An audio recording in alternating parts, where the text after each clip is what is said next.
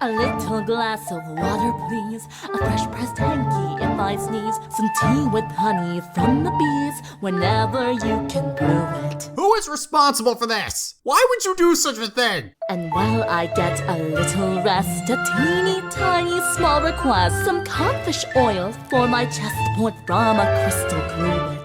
Among the many things Crusaders of the Lost Mark tried to cram into the few bits of story it had in between musical numbers, Diamond Tiara's supposed redemption is one I find to be the most perplexing. I'm a big fan of sympathetic villains. I like the hero's fall a lot more than the hero's journey. I like the idea of a character being a villain in name only on the basis of something that is easily malleable, like nationality or lineage. And you, I did not request your help so that you could bring aliens into the Empire. Speak to me again in that tone.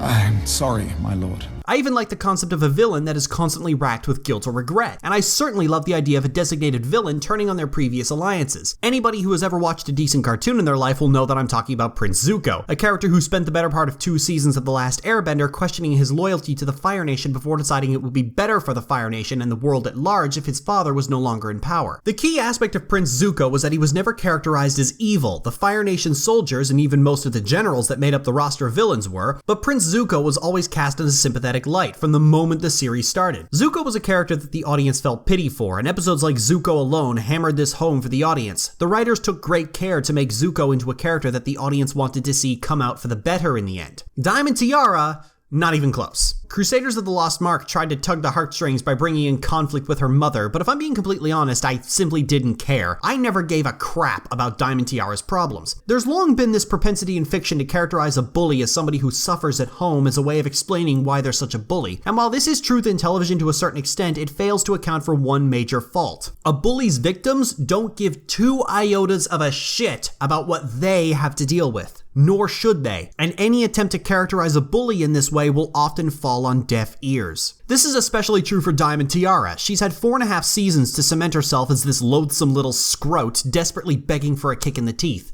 I've lost count of how many people have expressed undue amounts of rage toward this one character, and how many of the same have drifted into simply being bored with her. 4.5 years of this has rendered me, and I can assume several others as well, completely cold to any plight she might be suffering. She's been a character who has been woefully unpleasant right from the word go. Redeeming a character takes time, and not in the empty platitude of the longer something takes to make, the better it is. Character development itself is a long and slow process. This is why television has long been the best way to develop characters, because they have more room to do so. It's impossible to ignore Zuko's life of exile in the Earth Kingdom. It's impossible to ignore Peridot's crippling fear of dying on Earth. Even quick-shot redemptions like Nightmare Moon and Sunset Shimmer work on the basis that you don't see them being a monster for very long before their power is stripped from them and they're forced to confront what they've done. You aren't given multiple seasons of material to despise them. Diamond Tiara changes so quickly it's damn near whiplash-inducing. As I've said before, I feel no sympathy for the little brat. I felt sympathy for Princess Luna because she is in such a desperate